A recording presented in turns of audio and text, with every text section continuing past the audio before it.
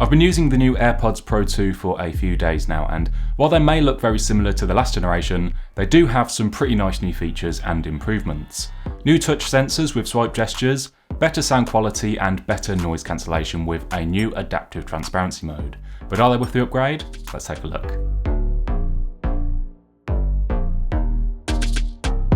Welcome back to the channel, my name is Jack, and let's get started right away with the design. So on the AirPods themselves, these do look and feel very familiar to the original Pros. They're almost identical in fact. But there are some changes here when we take a closer look with some big updates on the inside which we'll get into. They still have the stalks, which personally I'm glad to see. I find them really easy to hold and handle and take in and out of my ears. We still have the same controls as before, press to play or pause or to answer and end a call, double or triple press for the next or previous song, and hold to switch between active noise cancellation and the new adaptive transparency mode. But the stems are now capacitive and touch sensitive. You can swipe up and down to adjust the volume in stages, which works really well. It feels natural and there's a nice little audible tone that plays with each swipe. There's no need to keep reaching for your pocket for your phone. With an Apple Watch, you can adjust the volume on your phone using the digital crown, but I find it's sometimes kind of awkward to do, especially when I'm doing things like running. But the volume control on the stems works so much better. It's a small improvement, but it's one of my favourite new features, and it completes the set of controls on the AirPods Pro. It's particularly useful when I'm watching on the iPad or the Mac and I'm in the kitchen and I don't have to keep going over to them to just adjust the volume. I really like it. The proximity sensor that detects when they're in your ears has moved from the bottom to the inside of the bud, and it's actually a skin detecting sensor now like the AirPods 3 for better accuracy. And the inside vent has now moved to the top, Apple says to help with noise cancellation, which has got even better, more on that in a moment. But they still have the same overall shape, so if you found the old Pros fit your ears well, you shouldn't have any issues here. I can still run and jump around and be active without these falling out, which I could never do with the very first AirPods. In the box there are now 4 ear tip sizes: large, medium, which they come fitted with, small and a new extra small, which might help if you previously found these were too big to fit your ears comfortably. But Apple says that they're not interchangeable with the tips from the first Pros, which had a much denser mesh. I'm not sure how well it comes across on camera. But they say that you should use the tips that come with your AirPods for the best acoustic quality.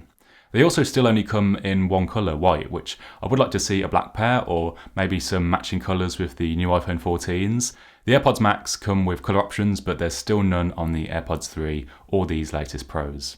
The new charging case has some notable new additions. It now has Apple's U1 chip for enabling precision finding with the Find My app.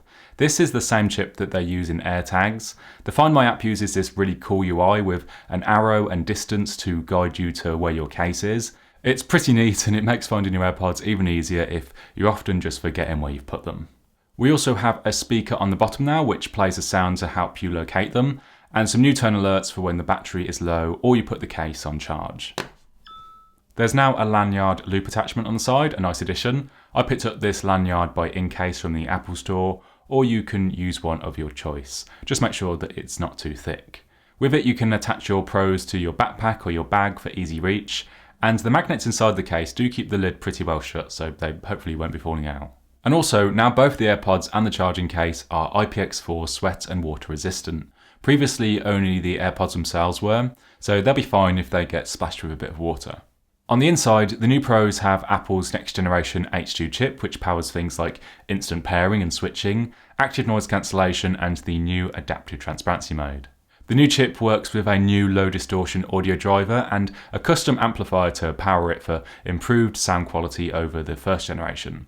And when I first used the new ones, I'll be honest, I didn't actually immediately notice that much difference. The new Pro sounded better for sure, but the first gen still sound great despite being almost 3 years old. But it's when I swap between each pair while listening to a few songs that I could really hear how much better the new ones sound. There's just an overall fuller and richer sound from the new Pros, with a deeper bass and more clarity in the highs, and just a more detailed soundscape. It really makes it feel like you're being surrounded by sound, especially when listening to spatial audio content. Apple has a load of spatial audio playlists now on Apple Music, and I definitely recommend that you go and check those out if you get a pair of these. They really show off the sound quality improvements.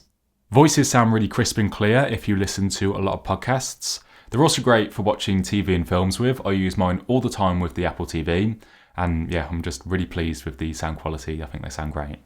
The inward-facing mics have been redesigned to better recognise and articulate your voice. They're also using voice enhancement algorithms now to make it sound more natural when you're on the phone and in video calls.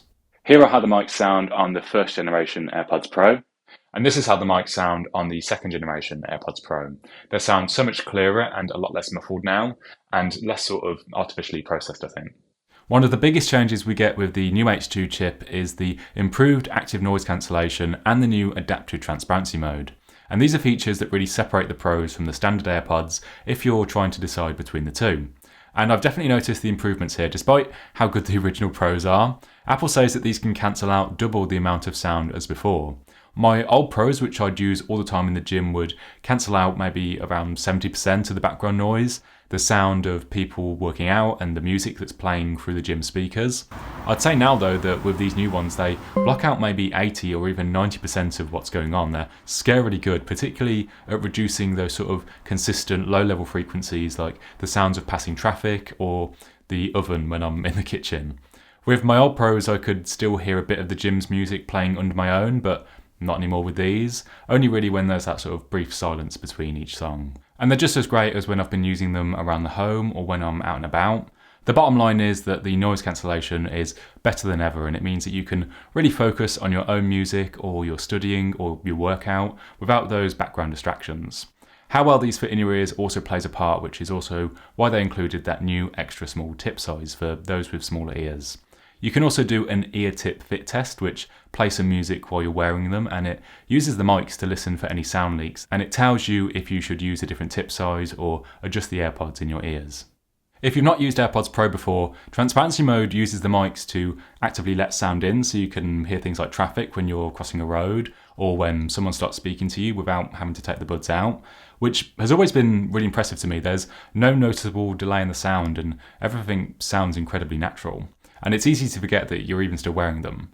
But now we have adaptive transparency, which dynamically reduces the volume of harsh environmental noise. Apple used construction work in their example, while still letting you hear the world around you.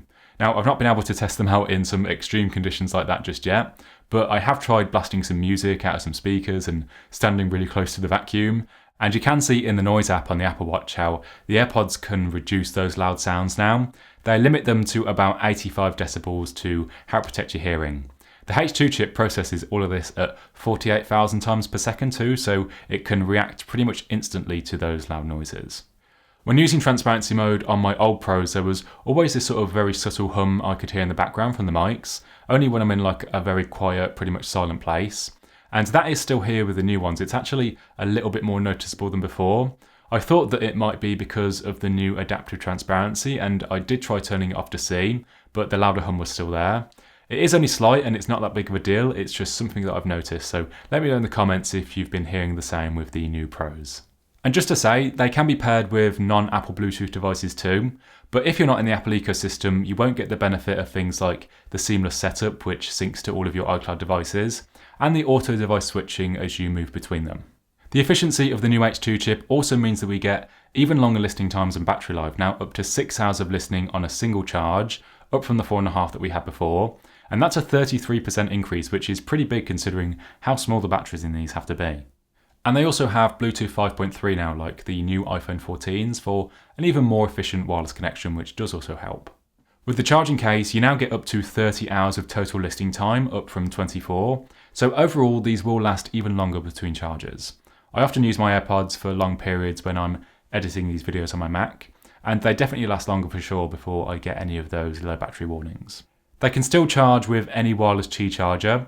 Apple did update the last gen's case by adding magnets so that it can snap to a MagSafe charger, and that's when I got my first Pros. And that comes as standard now on the AirPods Pro 2. We can see the magnets using this special magnet fill paper. And the case can now be charged with an Apple Watch charger too, which is nice and convenient and it just snaps into place.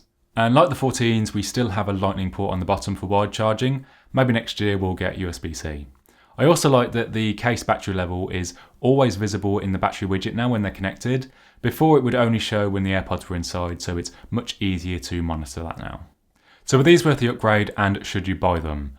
Well, if you've got a pair of the very first AirPods 1 or 2 that you've had for a few years, and you want the extra features that these have over the AirPods 3, the active noise cancellation, transparency mode, the really cool volume control on the stems, then these are a no-brainer. I think that you'll be really impressed by them, especially by the sound quality. And if you've been using the original Pros for the last 2 or 3 years, you might have found by now that the battery life on them isn't what it was, especially if you've been using them a lot. So now would be a good time in the cycle if you're considering upgrading. And I think that there'd be a worthwhile upgrade for you too. But if you picked up the Pros in the last year or so, or maybe since the mini refresh when they added MagSafe, then you might not be feeling the need to upgrade just yet, or spend the money doing so, and these are $250 or pounds here in the UK. And they're actually £50 more expensive over here now than last time, which isn't a small increase. And I actually do fall into that last category. I bought my Pros a year ago when they added the MagSafe case. But despite that, I will be keeping these new ones. The noise cancellation is even better, the sound quality is even richer and deeper, and I really like having the volume control on the stems. That's such a nice improvement. But the new Pros aren't going to make your current ones any worse, and I am just a techie guy and I use my AirPods literally every day. So if you are like me, I think you'll really like these too. I'll put some links in the description for you to check these out for yourself. Drop a comment below and let me know what you think, or if you're going to be upgrading. And if you've enjoyed this video, remember to hit the like button to let me know. If you want to see more tech and tech accessory videos from me, you can hit subscribe and the bell. Thanks so much for watching, and I'll see you in the next one.